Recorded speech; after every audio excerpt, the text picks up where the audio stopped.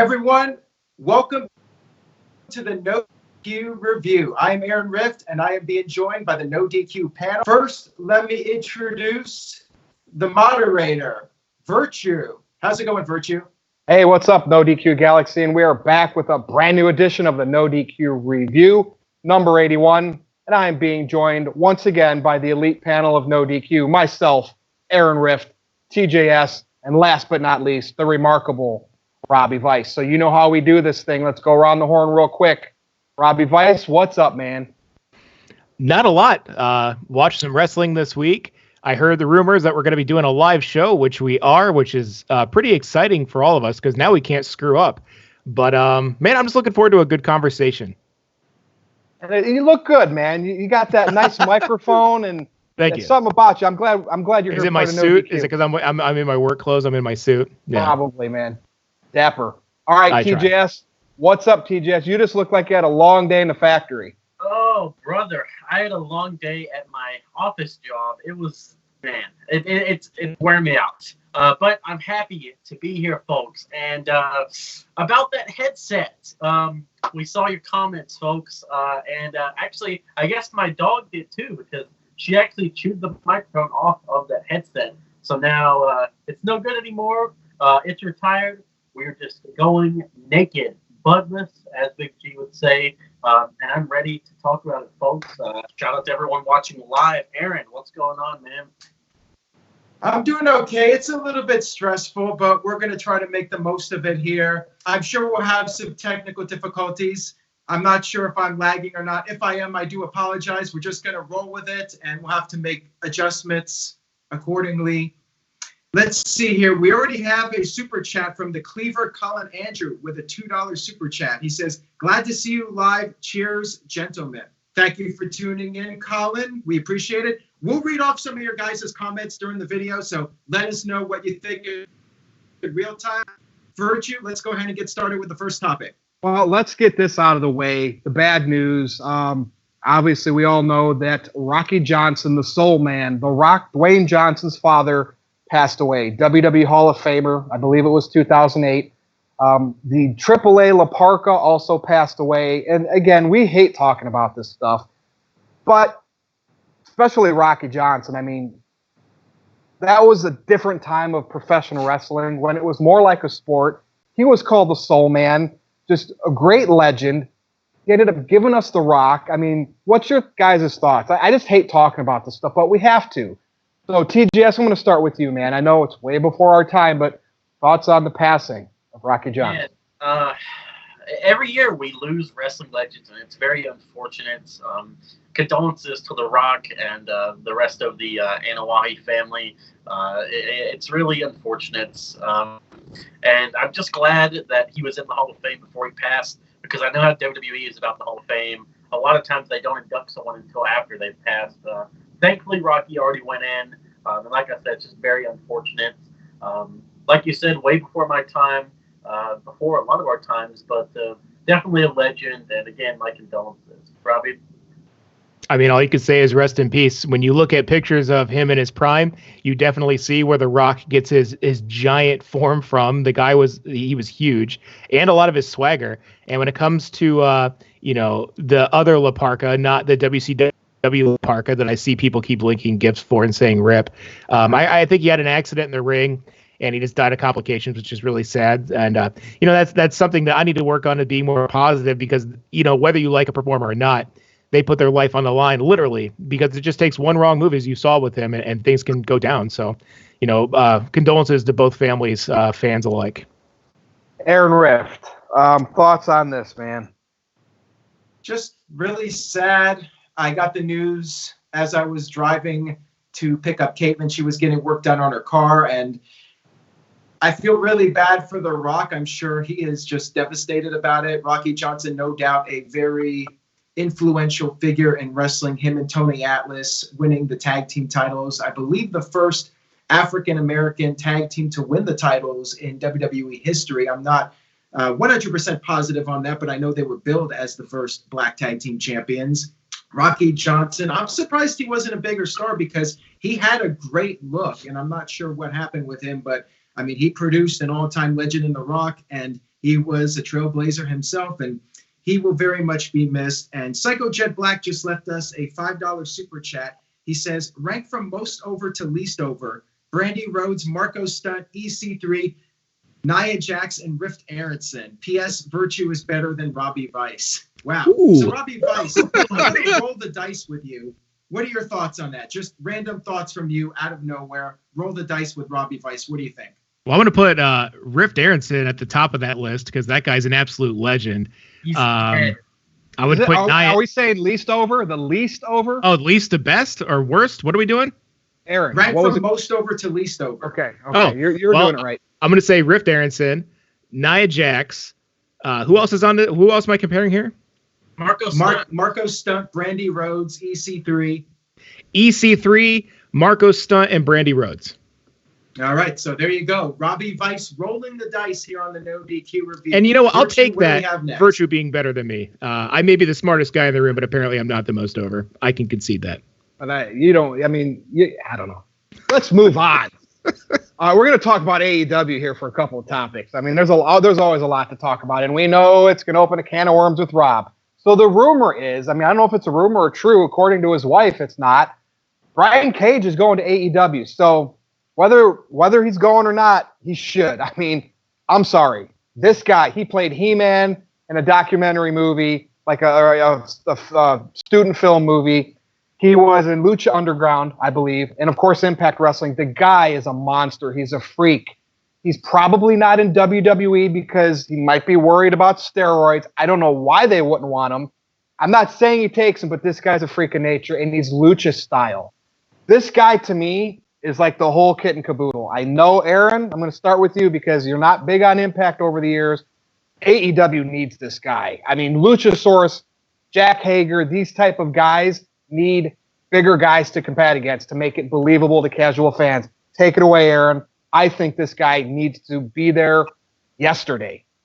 Oh, I agree. I think Brian Cage is a tremendous pickup for either AEW or WWE. And now we have his wife denying the report. Now, maybe it wasn't supposed to come out yet, similar to John Morrison, right? John Morrison, of course, downplayed the news that he was coming back to WWE. So maybe it's the same scenario where Brian Cage was supposed to be a surprise and they're trying to throw people off the scent a little bit.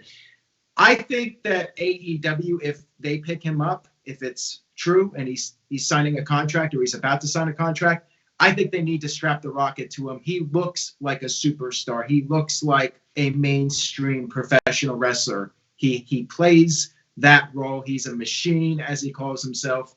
And I think he could be a huge star in either promotion. AEW needs to build somebody who's not a former WWE star. I hope they do something with him and push him as a main eventer. And if he goes to WWE, he is the kind of guy Vince likes, the big, jacked up, muscular guy. And you would think he would do well there, but look at EC3. So it's not a guarantee. I think he would do better in AEW just because AEW needs a big-time player. But let us know in the chat room what you guys think. Mark's Reviews says Brian Cage is not over as some people think. He's over for Impact. If you rank, but he's never been on the big stage. Promotion, Cage would barely make your top 100. So, TJS, you can't say that. He with Mark's Reviews. Yeah, you know where I was going, TJS. Take it, man. He doesn't have the exposure that a lot of these people have. It's like Virtue said, he's been on Impact and other indie promotions, but that's not as big as AEW or WWE, obviously. And yeah, I think Brian Cage is, he's a monster, like you guys said. And AEW they are in desperate need of the big jacked up dudes. You've got Jake Hager, you've got Luchasaurus, and you've got Billy Gunn. Those are the biggest three people in the company as far as size is concerned. And that's an issue because casuals, they want to see, it's like they always say, you want someone that looks like a superstar, not your average Joe, like Hangman Page. You see him on the street, or Marco Stunt. These are the guys that are pushing as stars, but they're no taller than your average guy. You want the big muscular guy like Brian Cage. And yeah, I'm shocked WWE hasn't picked him up yet either. But hopefully the rumors are true. Hopefully AEW does in fact sign him. And it's not like if he was signed, it's not like they would come out and say, "Oh yeah, we signed him," without it getting out first. So yeah, they just want to protect the integrity of the deal, I'm guessing. And I wouldn't be surprised if he shows up sometime this month. Robbie? I mean, I think AEW needs the Swolverine, as he calls himself, and I would be lying as a wrestling fan if I told you that I wouldn't love to see Cage versus Kenny Omega at some point down the line, hopefully for a major title. But I mean, I don't know why I think AEW is the best place for him because, first of all, this guy's built like a truck. There's really no one in the company that looks like he does. But he doesn't work like a traditional big man, as Virtue alluded to. The guy works like a lucha style. He can do a lot of crazy things. He's a super athlete. And I can see a lot of great matches. Him and Luchasaurus, him and Kenny Omega, him and Cody, him and Hager, if they want to have a big hoss fight, him and Jericho. I just think the possibilities are endless. And I would watch Cage in AEW over most things in NXT, even just because I think there's a lot of value there and a lot of great things that could happen. Jess? Keith Lee or Brian Cage? Keith Lee for personality, Brian Cage for work rate. Why can't we say both? You know what I mean? And whoever said that Brian Cage isn't over, because casuals can't see him where he's working in the indies. You guys, no one can see him on Twitch anymore thanks to RVD. You need to be on TNT. You need to be on USA. Then somebody like that brings more eyeballs because of the way he looks. And guess what? He can do that lucha stuff and appeal to the diehard wrestling fans. Let's move on. And guess what? I'm going to call myself a mark. So the chat room's about to go on fire. I am a mark since 1996 for one. Diamond Dallas Page. I actually liked him way before Chris Jericho. And the fact that I saw a 63-year-old DDP do a hot tag, really that's all he did, in a tag team match, probably the best part of the show other than Chris Jericho on Dynamite last night. And he did the little spot off the top, hit a couple diamond cutters, DDP, bang, there you go, Virtue marking out. I know you guys are going to get a kick out of that, but 63 years old, man. Aaron Rift, what do you think? I mean, this is this is awesome. Yeah. So real quick, TJS, have you ever had a pina colada from Trader Vic's? Because Adrian says your hair is perfect. No, I haven't. But thank you very much. All right. Oh, I just saw a cat in the background. Nice one, Robbie. Right. I know. Yeah, my cat's taking over the world. Yeah. But Aaron, do you still? All right. So DDP being back, I still feel the bang. Cool. I'm a big DDP fan, going back to when he showed up at WrestleMania 6 with the Hockey Talk Man. You guys might be seeing my Gmail notifications up on the top of the screen. Again, we got to work out all the kinks on this, and in due time, we'll fix all these little issues with the video. So bear with me here. Now, DDP being back, I think it would be cool if he had like one final singles match. Like, I think he probably can't work a lengthy match. Like that one match he did on Dynamite, it was a 6-man match. He came in for the hot tag, did a few moves, and basically MJF bumped like crazy for him. There was that one part where DDP sent him into the turnbuckle post, and MJF did this crazy flip like what Shawn Michaels did with Hulk Hogan back at SummerSlam 2005. And then DDP did that dive off the top to the outside with like the 5 guys all standing there waiting to catch him. It was cool. I liked it. I don't know if he could do a singles match. I think it would be a nice send-off for him if he could do one more singles match. But even if this was all we got, hey, I think it was pretty cool to see DDP back in the ring. So, Robbie, you take it away. What are your thoughts on DDP, and would you like to see him do one more match? Oh, I'd love to see DDP do another match. I'm going to be in the Virtue in here because growing up Diamond Dallas Page, I mean, people want to talk about Daniel Bryan getting a movement and getting over. DDP did that 20 years prior.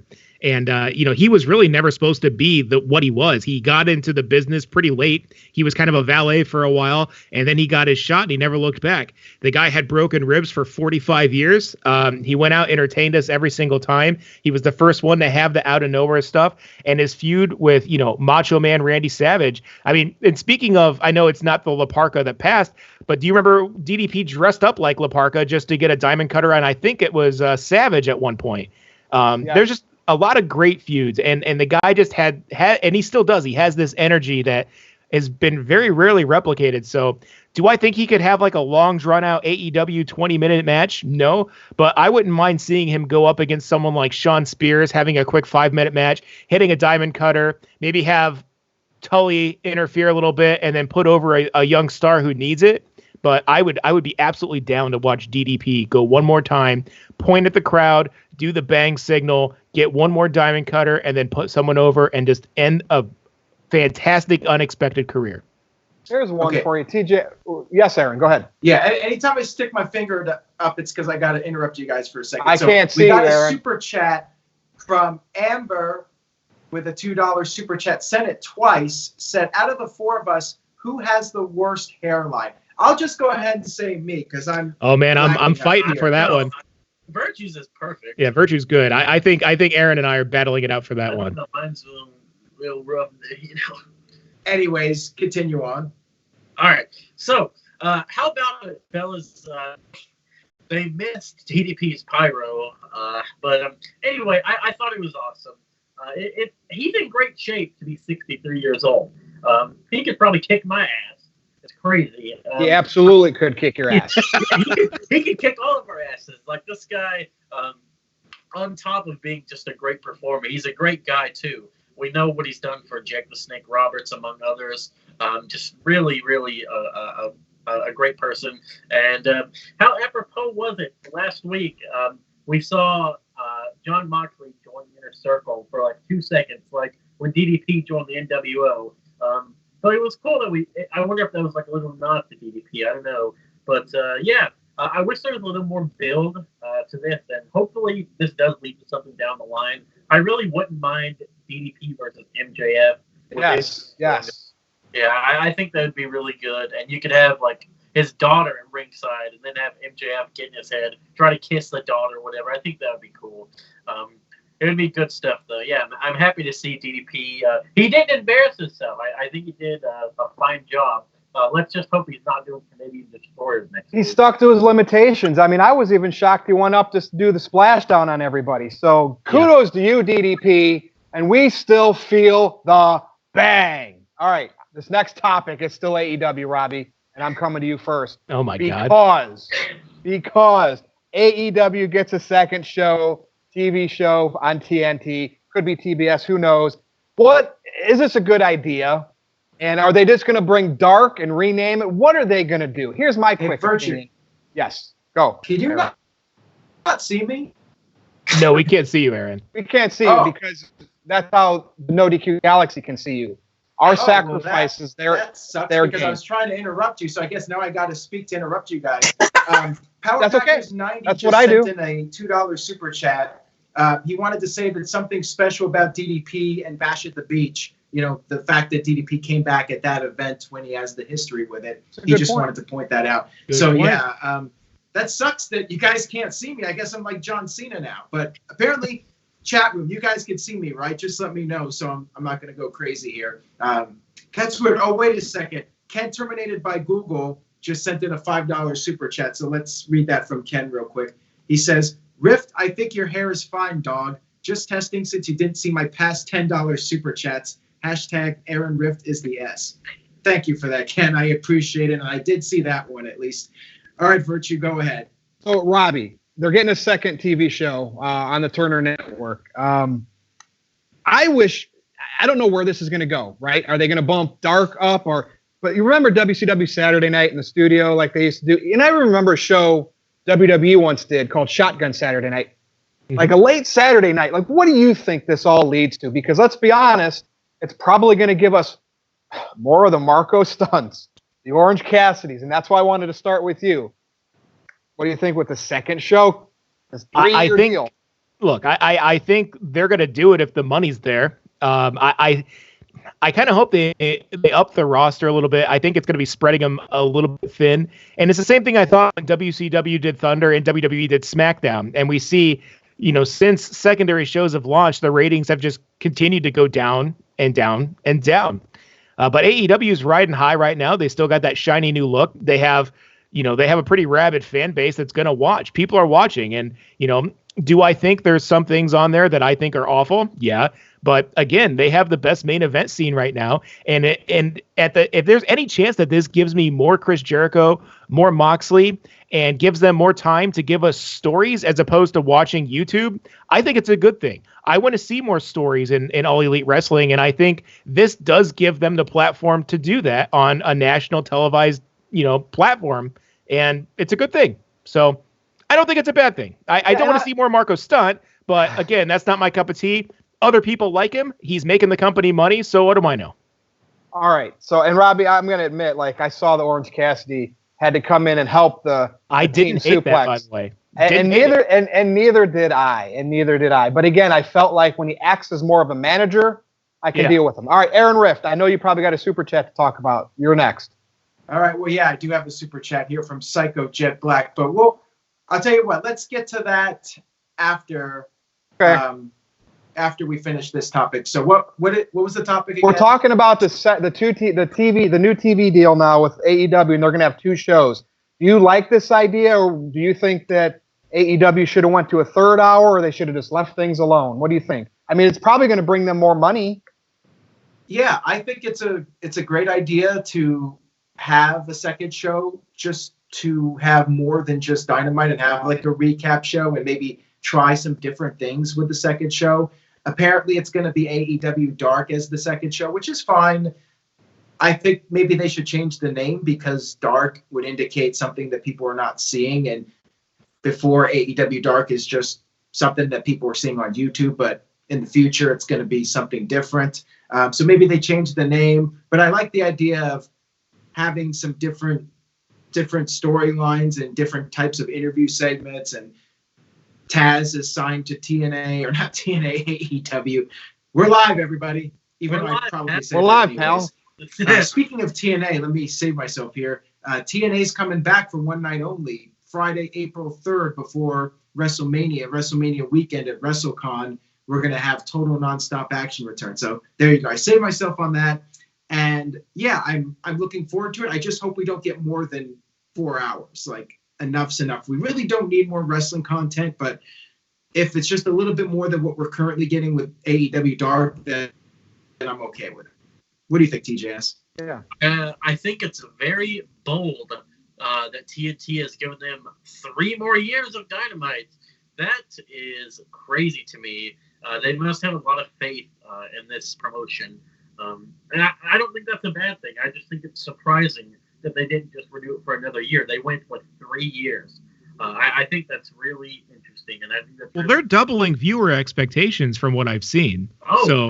I'm not complaining. I'm just saying I'm just very surprised that because they're not drawing close to Raw or anything like that. And I guess it's different because the fan base is different, and AEW is a new company. But I'm happy. Dude, they're getting close to $1 million a week. I think for a first startup company, that's pretty impressive. Yeah, I'm happy for them. I want AEW to compete, not just NXT, but I want them to compete with Raw and SmackDown. I want them to go for WWE's throat. I want this to be a war.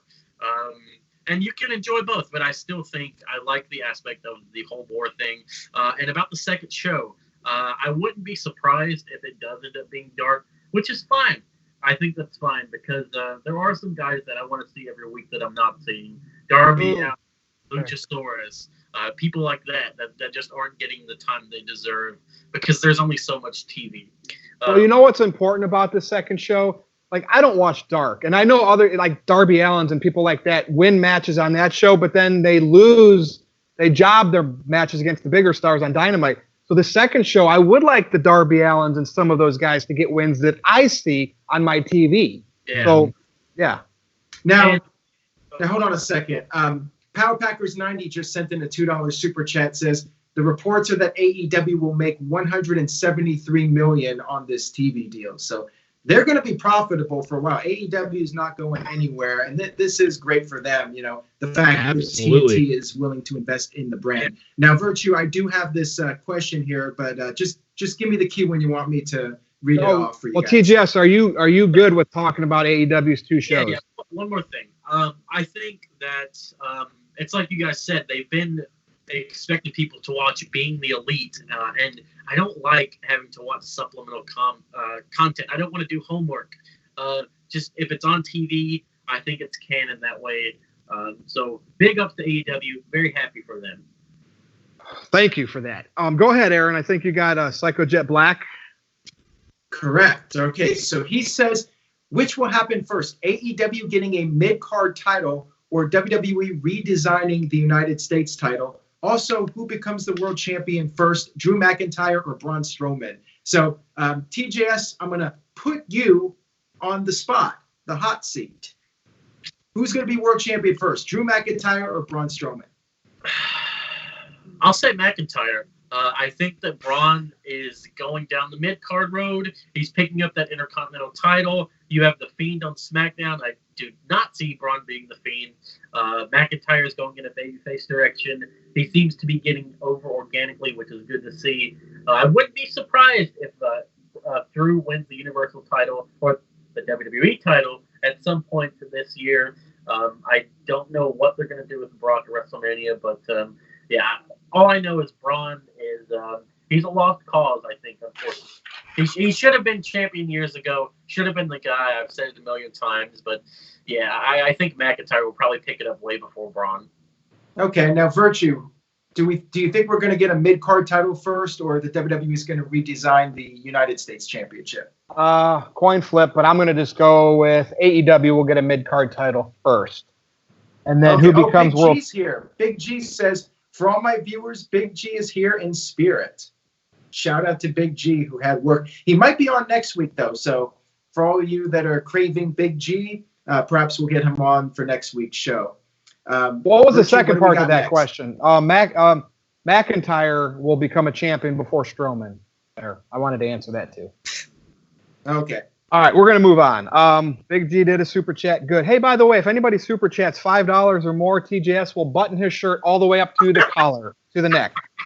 But it's going to cost you $5 for that. Now, and for 10, I'll take it off. We're going to talk WWE now. We're going to go to Monday Night Raw with Seth Rollins. Is Monday Night Messiah Seth Rollins' new nickname or the group? Messiah sounds like an individual, so he's the Messiah, right?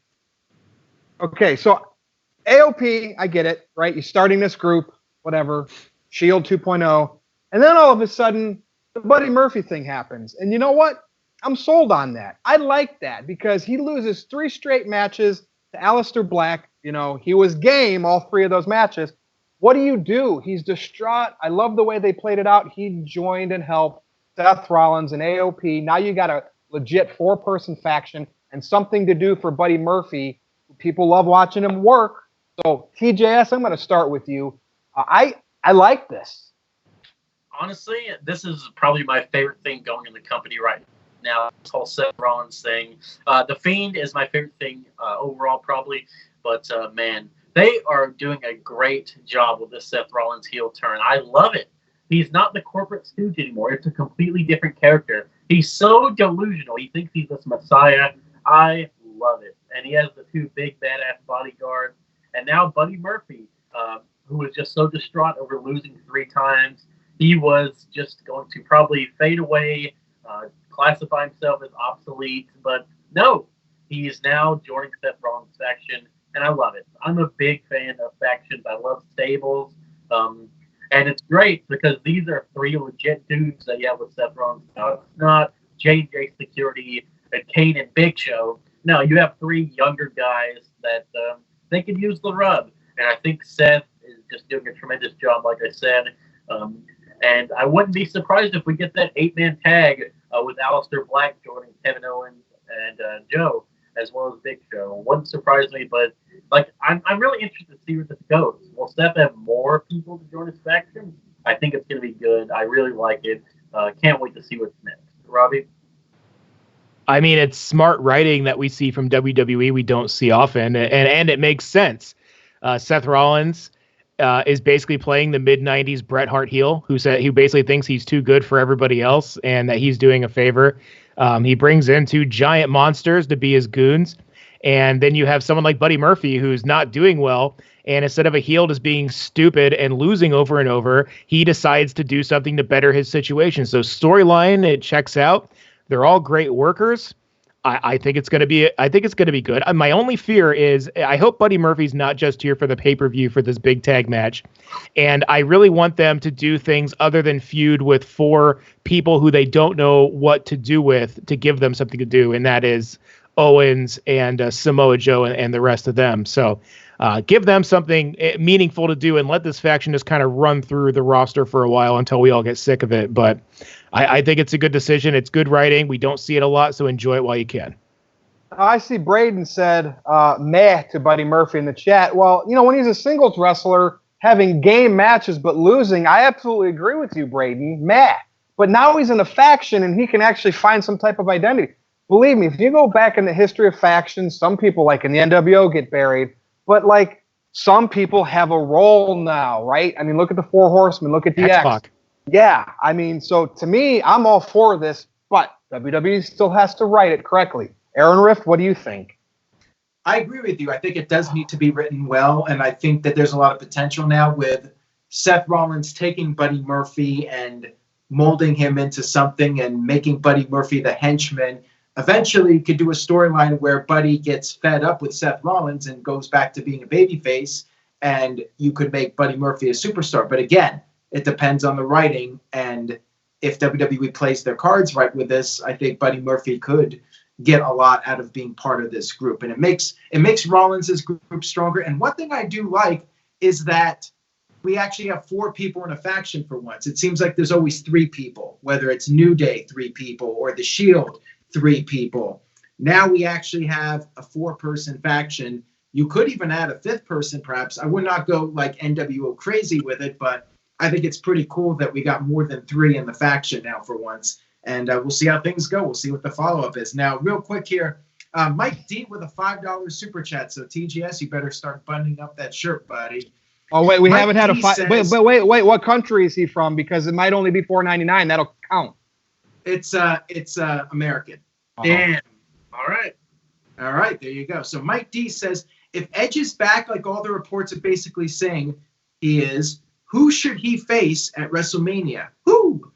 Robbie, what do you think? Putting you on the spot here. You're in the hot seat. Seth Rollins. You put him against Seth Rollins. Seth Rollins can carry him through a match just because he's a little bit older. He's probably going to get gassed early. He has that Monday Night Messiah thing going, and I think Edge is coming to shut him up. I think Edge is going to come out, say that everyone's sick of it. Edge is good on the stick. Rollins is decent. I think it would be a good program. All right. Virtue, what do you think? Oh, man. All right. I like that pick. I would put AJ Styles in that same realm. If Edge comes back, to me, you got to put him against Daniel Bryan because they both had their careers ended from injuries. I'd love to see them both face each other at WrestleMania when a few years ago you didn't think if either one of them would work again. So Daniel Bryan would be my pick.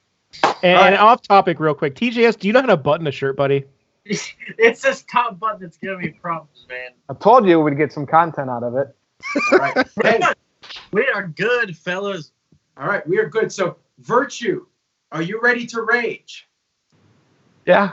All Why? right. So, Main event? Go ahead. Earlier on, we had Roll the Dice with Robbie Vice. Now we got a little bit of Virtue's rage here on the NoDQ review because Mo Camera sent in a $7 super chat, Canadian, and says, I really hope Roman Reigns wins the Royal Rumble so ratings can continue to drop in the toilet. Your response, Virtue. Last time Roman was a champion, and if you go back and look at any time he held a major title, and you look at the Raws around those pay-per-views, they were over 3 million or really close. He gets leukemia and forfeits the title, and then they have the worst holiday season of all time and the declining ratings of all of 2019. So your argument does not hold water. You have no merit. Roman Reigns, granted, because he's not a John Cena because they don't allow him to be. He's not a Stone Cold because they don't allow him to be. They scripted his promos, which hurt him. They pushed him at the wrong time, which hurt him. He's done everything in his power to still gain fans' respect. It's just haters will never change their mind. You go back and look at the numbers. Anytime Roman's champion, Raw's closer to 3 million people. That's a fact. That's my answer. TGS. I'm going to say it right now, and I'm probably going to get hate. I want The Fiend versus Roman Reigns at WrestleMania for the title. I want that match. Please. I'm serious. I want that match. I think it would be really intriguing what they would do with that. I think it would be awesome. You just have the ultimate hero versus the ultimate villain. I just really like the idea of it. I think that should close the show. That's just me. See, the problem with Roman over the years, and Cena got this hate, is he was the guy that you knew Vince was pushing to the top for 5 years. And people hate that. Wrestling fans don't want to be told who to like. That's what's Roman's problem. He's talented. He works well in the ring. He can cut good promos when he's not having to remember stupid lines. He had like one title match last year. People need to stop bitching, man. It's frustrating. Like But I digress. He never even lost the damn time. Like it's frustrating. I want to get hot and heavy. Like that was a great super chat, by the way. Let's get hot and heavy. We're going to the main event. Okay, we're going to talk about her. We're talking about a female world champion. Now, yes, it's Impact. How much, how big of a world championship is that these days? They get banned from Twitch because of RVD and his hoochies. Okay, but here's the deal. They played this off as well as they could against Sami Callihan. Pure hate. They made Tessa Blanchard to be a badass. Now, of course, the day she wins the title at Hard to Kill, and I give Impact credit for not diverting on this, is all of a sudden she makes a comment about women, or whatever. And, of course, it set some people off that had some problems with her backstage in the past, right? So first of all, could you imagine these snowflake women? All of them. I'm not saying Tessa's innocent, okay? She could have been a bully, spit, said bad words, okay? Could you imagine this culture of wrestling, of these workers that get so offended back in the 80s, the 90s? Oh, man. Could you imagine them getting ribbed by Randy Orton and X-Pac in the locker room, by the Sandman? Okay, yes, it's a different time, but I don't care. It's wrestling. Unless it's proven that she's racist to the public's eye and she's a bully, I don't care what people are claiming she did. I don't care if it's 10 of them. She had people backing her up, everybody. Tommy Dreamer, her boyfriend Daga, I believe, if that's how you say his name. Moose, okay? Do the math there, Robbie Weiss. What is your thought about this? I mean, this is pretty... And, of course, a woman winning the world title against a dude. So let's just look at the accomplishment before we look at all of the quagmire surrounding it, right? Giggity. Okay. I think it's a big thing for women, and I think it's a really bold move by Impact. Now, there's a lot of people on both sides of this. Booker T on his podcast said that this ruined TNA Impact Wrestling forever, because now what happens? Now, Tessa can't go now and lose to any woman on the roster, but if a woman beats her, that means that woman could also compete with the men. Now, I don't personally share those sentiments. I think you can have women like that, like China and different things. If you have talent and you can get over in wrestling, we can suspend our disbelief. If I'm supposed to suspend my disbelief that Marco Stunt can compete with grown men, then Tessa Blanchard can be Impact champion, and that's credible. Now, if we want to look at the controversy around it, if what is being said is true, then that's despicable, and she should publicly. It's only true to the group of people that are saying it's true, right? See, I don't know. I don't have enough information, and you know how I am. I'm just saying you could have 100 people say something's true, and that makes it true. Okay, maybe to them, but to everybody else listening, we still don't know. We're taking people's word. Yeah, and I'm not yelling at you, Rob. No, I've known you long enough, buddy. It's in the chat. I get it. So what I will say with that, though, is if things like this happened and things like this were said, and these people aren't even in the same promotion anymore, and apparently she's not very well liked by a lot of people because of her competitive nature and just her overall alpha attitude. The fact that it came out on right around the time, one of the biggest days of her career, is equally petty, and it doesn't make it okay.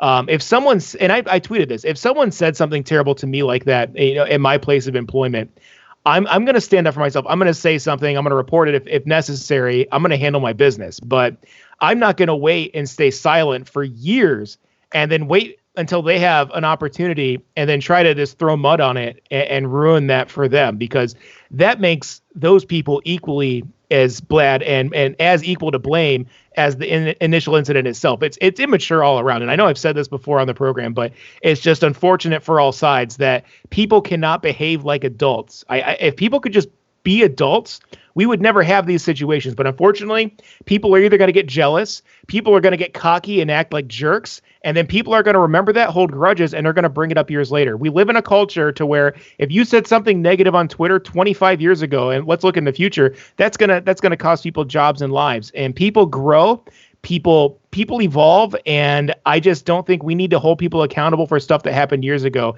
especially if it wasn't a big enough deal to be a news story back then. Now, Aaron, this is what's your take on all this? And Kayfabe Candy-Ass in the chat had a really good point. The only allegation he takes seriously is the potential racial slur.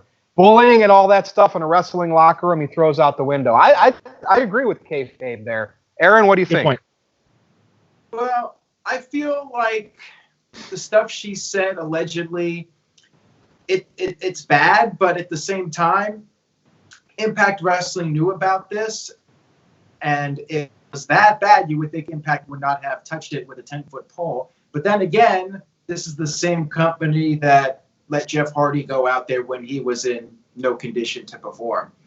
I think what was said, and it's done. I think maybe she should have gone on Twitter and apologized if she's guilty of it. Now, maybe there's more to it that we don't know about, and she wasn't sounding quite as bad as people are making her out to sound. Who knows? It's hearsay, but I think the fact that there were several women coming forward, I mean, she must have rubbed some people the wrong way over the past couple years. And all I can say is that I hope for her sake she has matured and she has grown as a person, regardless of what happened. And as far as her being the champion, I totally understand why Impact Wrestling did it. Do I think it was the right decision? I mean, I do agree somewhat with what Booker T said. I feel like it's going to be tough for the company now once she loses the title. And who's going to keep putting her over? For the men, who can you have face her? And if she beats them, where do the men go from there? There is that whole suspension of disbelief with her being 125 pounds versus a 300-pound man who's jacked up, fueled with testosterone. So I can understand that argument. But I do get why TNA/Impact Wrestling did it. And, nothing else they've done over the years put them out of business. So they really got nothing left to lose. So they're going to go for the fences when it comes to trying to get some discussion about the company and whatever it takes to get some buzz, they're going to do it. So, yeah, that's how I see it. TGS, do you think it was the right move for business? And real quick before you get to that, Big G does have a $5 super chat, so he wants to know about China, but I'll get to that here in a minute. Let's get TGS's thoughts, and then we'll wrap up with Big G. TGS, I believe Tessa Blanchard could beat these type of men regularly. Marco Stunt, Orange Cassidy, Joey Janela. So, again, based on how tough she is as a woman. But the bigger guys, like a Brian Cage, and even Sami Callihan to a point, it is tough to see how this can continue. But it is wrestling, right? And we all know it's make-believe, so who cares at this point? What do you think? Yeah, I think I would be completely okay with Tessa Blanchard whooping my ass, but also so here's the thing. I think what you could do with Tessa when she's facing like the bigger men, so she's Tully Blanchard's daughter, right? Is that right? So you could kind of go down the Charlotte Flair route and make her like kind of heelish or whatever, just saying, oh, she's smart, second generation superstar, things like that. She cheats to beat the men or whatever. But how long can you really run with that? That's the question. Yes, this was a good moment for Buzz to make an impact, so to say. And I feel like the pay-per-view was appropriately named Hard to Kill. It's like Aaron said, TNA or Impact is not gone out of business yet. So, yeah, it's really interesting, and it kind of makes me want to tune in to see where they're going to go with this, because she's been feuding with Sami Callihan for quite a while now, right? Yeah. Well, this reminds me, people love the Marvel movies. They love the Avengers, and Black Widow killed and beat up many men. Yeah. I know it's different, but, like, We all suspend our disbelief into a fantasy land. Come on. Except it's kind of not different because this is still wrestling and it's still over the top and fun. You have fantasy elements in this, so why not? Why not believe that Tessa Blanchard could whoop some ass? I mean, I know it's one thing. You had China, who was a lot bigger, and you have Awesome Kong even, and I know that the size is a big difference between them. And I'm gonna say it makes Becky Lynch look. I guess this makes Tessa Blanchard look like than Becky. I think this is what Becky should be doing. Make Becky win the title or the world title. They're not going to put Becky over any of the men in WWE. No. They did their little experiment with China, and you kind of like got the think Playboy Becky should model. Beat the Fiend or Lesnar? See, that's the thing. With Tessa, it worked because of the way the feud was designed with Sami Callihan. You know what I mean? It was almost like he was her ex-boyfriend, abusive, and she was coming back at him there was a movie way back I once seen with Jennifer Lopez where she was abused and she ended up beating her whatever. You know what I mean? And again, if the story's told right, a woman beating up a man makes sense. But can you consistently put her up as a world champion against men? Yeah. I think it's what happens next that matters the most. I think that's going to really define the moment here. Yeah.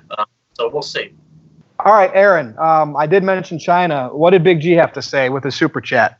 Okay, so Big G sent in the $5 super chat, and he said, do you think WWE will ever have the first women's world champion or too late, and should they have done it with China? Should China have been the first female world champion? So, Robbie Weiss, what do you think?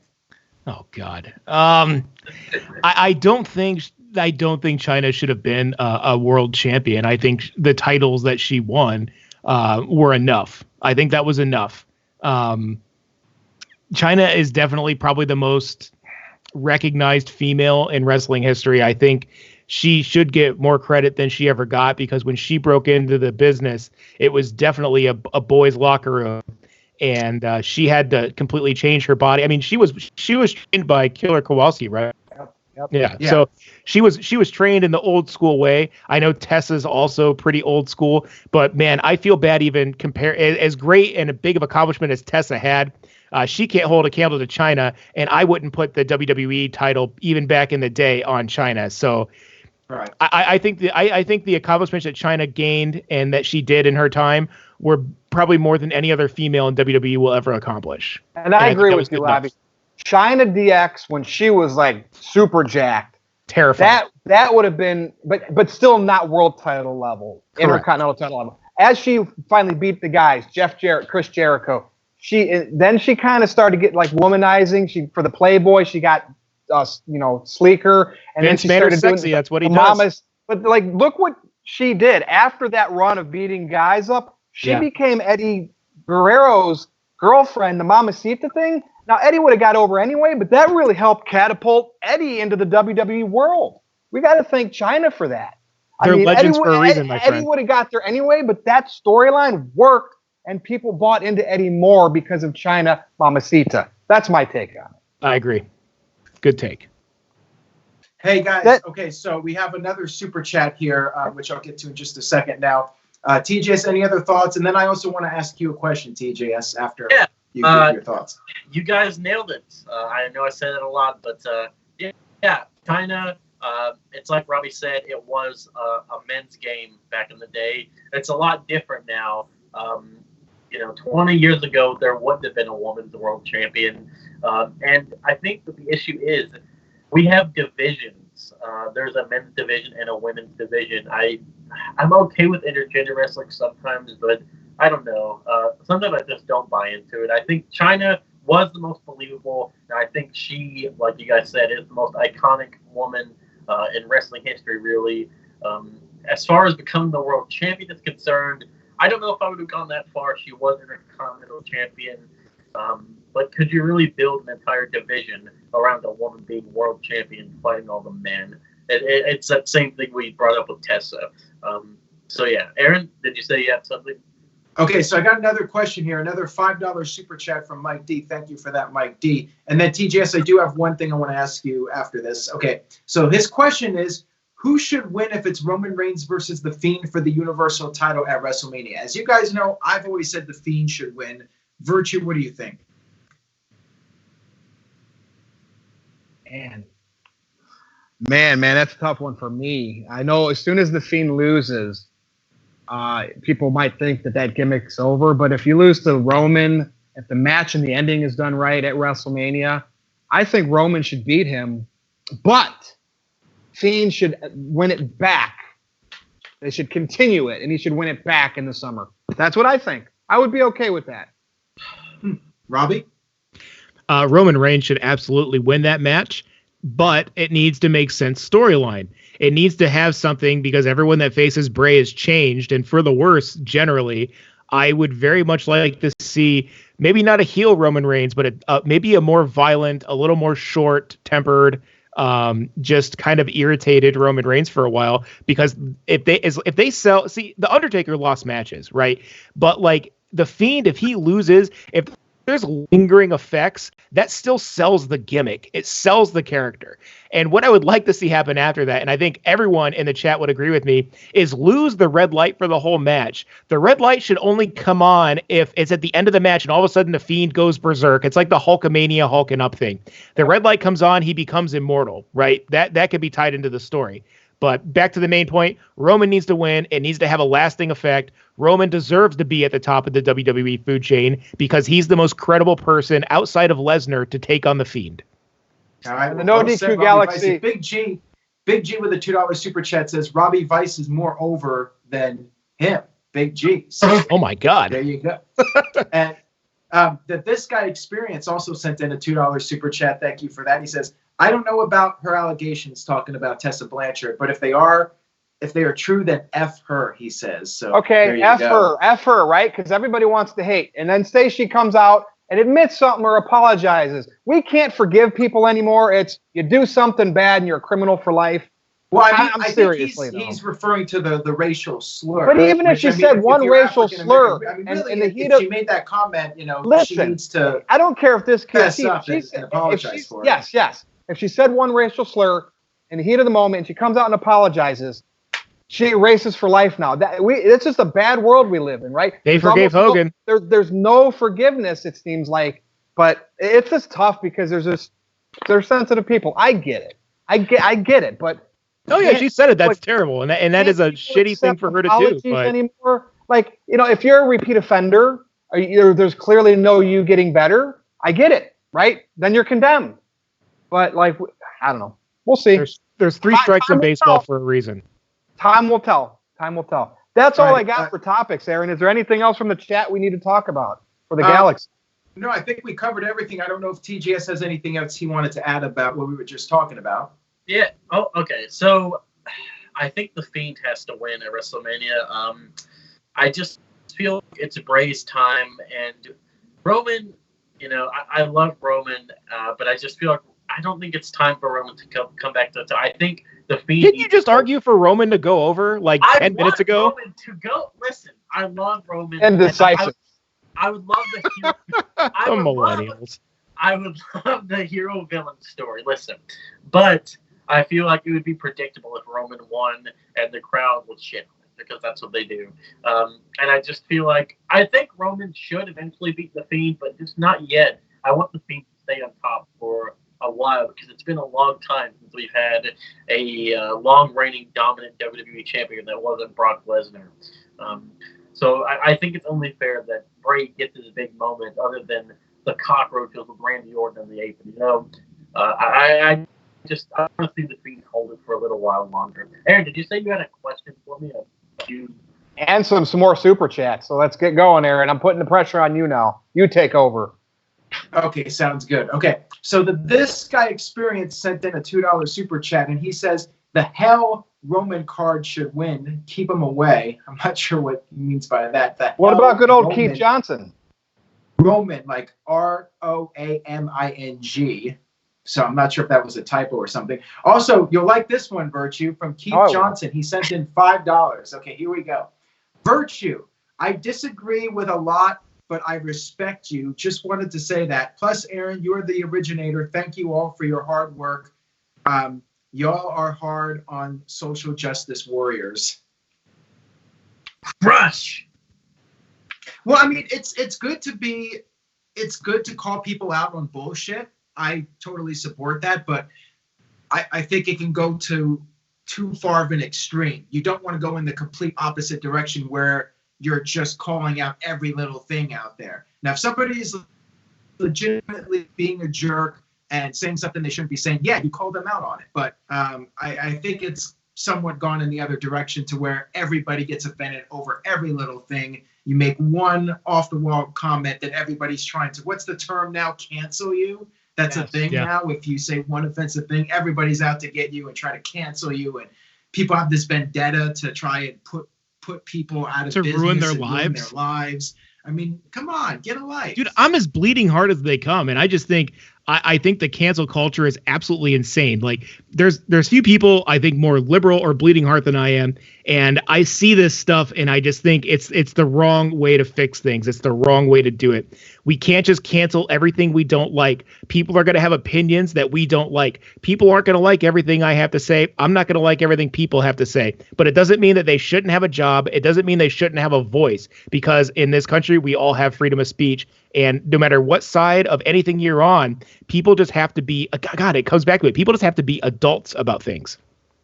Well said. But, we won't go too much into this. It's getting into politics and whatnot. Right. Mike D sent in a $5 super chat. He says, do you think we will see CM Punk on Raw or SmackDown this year at all? So, Robbie, yes or no? Yeah, absolutely. Okay. TGS, yes or no? See, indecisive. He has the Fox deal, and I think yes, because he deleted the Miz tweet. Why would he delete that if he wasn't in some way affiliated with WWE? He loves money. They're gonna give him money. Yeah, exactly. And I'm sure WWE was called him up like, "Hey, Phil, delete that tweet," and he's like, "Okay, sure, yeah, money." It's a Sting Warrior. It's like, yeah. I do not. I did, but I do not now. I don't think he's going to be on there now, other than the Fox show. I think when that's done, when that's run its course, I see AEW now has even more money because of TV. I think it's going to eventually happen. They're going to get it. They're going to trick him. He's going to go there. He is going to go there because his heart of hearts, he wants the main event WrestleMania, but I just see him still wanting to stick it to WWE. And now that he sees where AEW's at, around 1 million people, a little under, I think he knows he can be that difference maker to maybe help double that. And then you're almost talking their numbers. Now, are we saying close. Just appearing, though? Because I think he'll appear. I don't know if he'll wrestle on WWE TV I don't think he's going to appear. I think he'll appear in AEW, even if it's just for a few. I think that's going to happen. Well, that's more likely to happen. Right. Fair. He's not getting any younger. How old is he now? Is he 40 yet? Yeah, I mean, he's right around 40. Well, my opinion on this is that I think it's unlikely. I think it's highly unlikely in all likelihood. And I'm just going to say that, and I hope I'm wrong. I hope he does show up, but I'm not going to bet money on it. I would not go to Vegas and put money down on it. Do you really think he would make that much of a difference, though? Because look at what he did. Yes. He got the backstage numbers up, but not. What was like? Everyone's going to tune in to see CM Punk wrestle. And in fact, I'm so confident that he'll appear, Aaron. I will buy a T-shirt that you can give away to someone who retweets the link for this sometime this year if CM Punk does not show up on TV. Right. Well, like I said, I'm going to give away a T-shirt if CM Punk. I'm going to give away 2 if CM Punk appears in the Royal Rumble match. I'm going to give away 1 if Edge appears in the Royal Rumble match. Now, we got a $2 super chat from Psycho Jet Black. He says, TJS looks like Otis from Heavy Machinery. Oh yeah. Come on now. Don't put Otis down like that. No, hold on. Otis is TJS, like he's big, but he's your Otis impression. What? Otis? I'm coming! Nicely That done. Was horrifying. All right. Well, Keith Johnson with a $2 super chat says, last thing, Virtue, I respect man. That's all. Didn't he already say that? I try to be logical, but still wear my heart on my sleeve. It's tough. I know a lot of people hate my takes, but a lot of times I'm right. Yeah. I mean, Virtue can definitely be on the money at time. Now, the This Guy Experience, okay, he's got more to say about this political stuff. He says, whoa, I'm not a snowflake. I am black who hates the softness of today. But if you are that little too racist comments just because you're mad, then F you. He's black? I didn't even know that. I'm not touching that comment. It's rated again, Aaron. Go ahead. He said, whoa, whoa, I'm not a snowflake. Am a black who hates the softness of today. But if you're that little to use racist comments just because you're mad, then F you. Yeah, I mean, I agree. I think anyone that resorts to that is just clearly immature. And again, it just comes back. I need a T-shirt that says "No DQ Vice, be an adult." Yeah, I have no sympathy for people that do it repeatedly. I have no sympathy for somebody that only does it once, right? I mean, we don't know.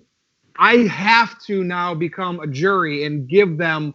It's guilty. It's not guilty until proven innocent. It's innocent until proven guilty. And because today's culture is the other way around, I almost couldn't even say it right. All right. Anyway.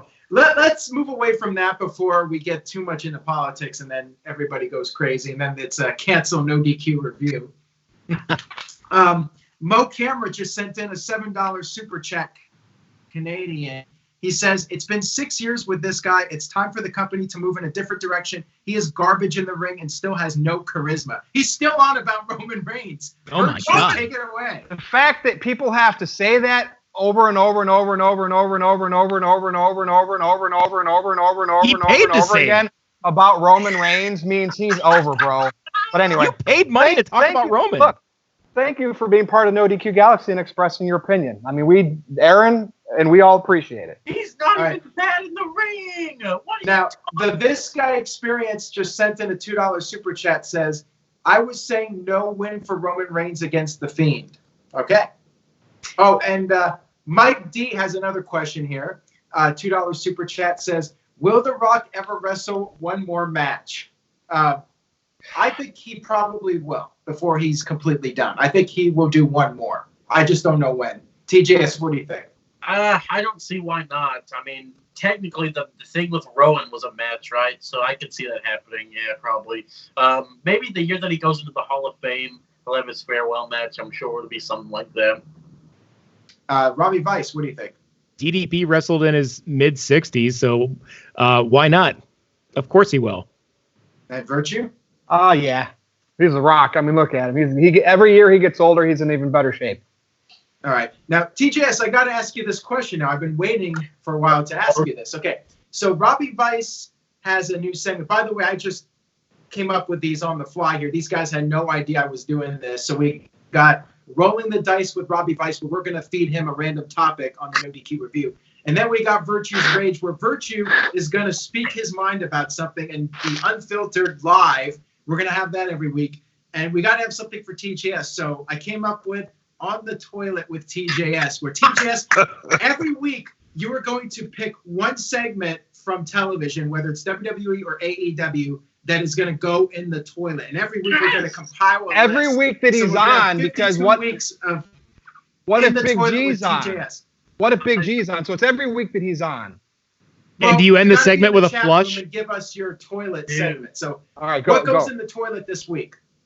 You already know what's going in the toilet, boys. It's the let's see. So when was that whole Brandy Rhodes Chris Statlander thing? That was the week before last, right? There was a good spot that Statlander did that could probably go in the toilet. Oh, you talking about like that little?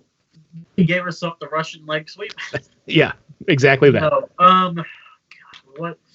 Man, I'm Come on, let's go. We got super. The women's division of AEW. I mean, there's got to be something. Yeah. Okay. Here it is. So you have all this time.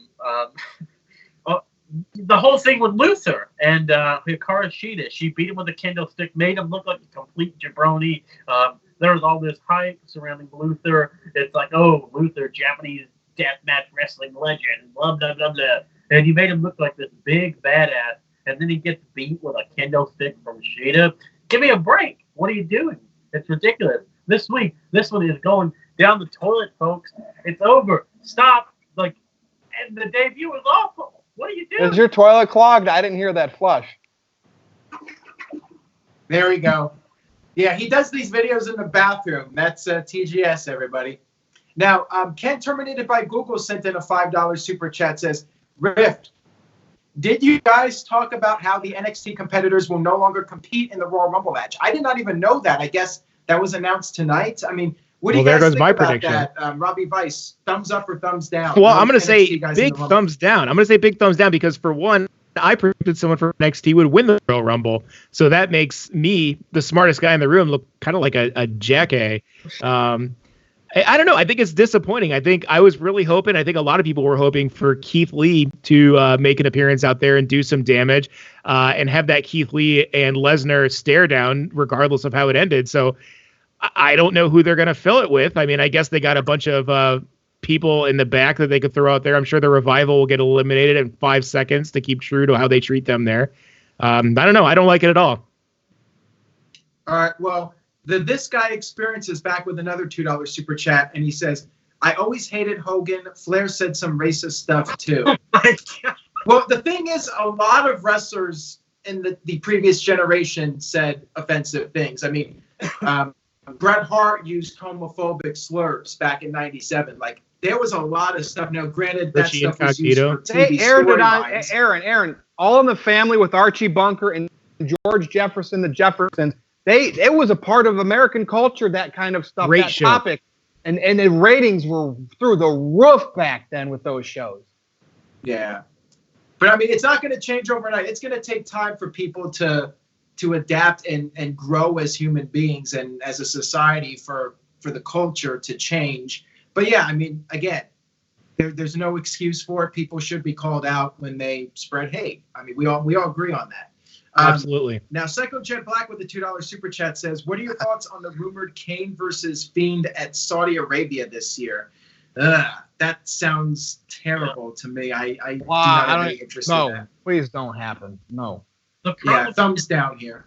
The problem is you've already had the Fiend take Kane out. So, and if it was like 97 Kane, then yes. But it's in Saudi Arabia, though. Who cares? It's not canon. Nothing happens over there matters. It's just for money, so who cares? It's like a dark. For all I care, it's a dark match.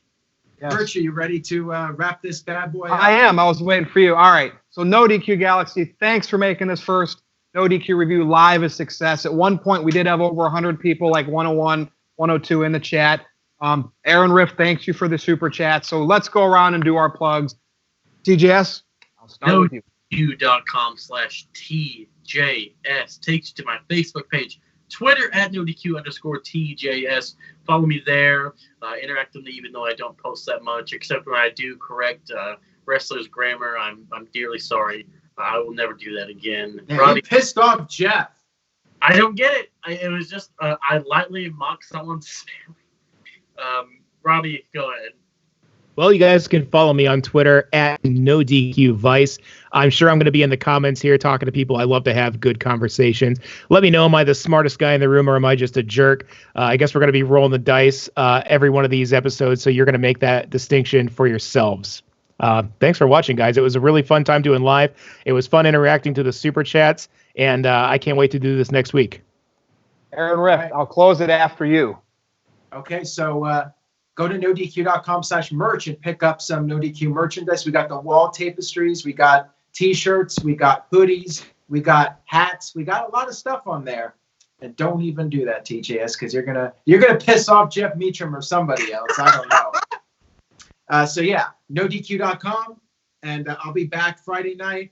And thank you guys for watching, and I hope the video was okay. This was our first live stream, and thankfully, we were able to come on here and everything went okay because we were struggling with the testing before we came on here.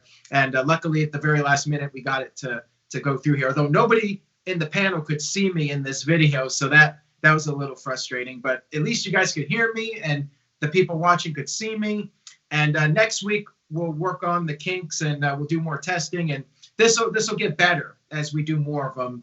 And we'll have more of I'm not sure of the phrase I'm looking for, but everything will be in groove more and in sync more as we do this more often.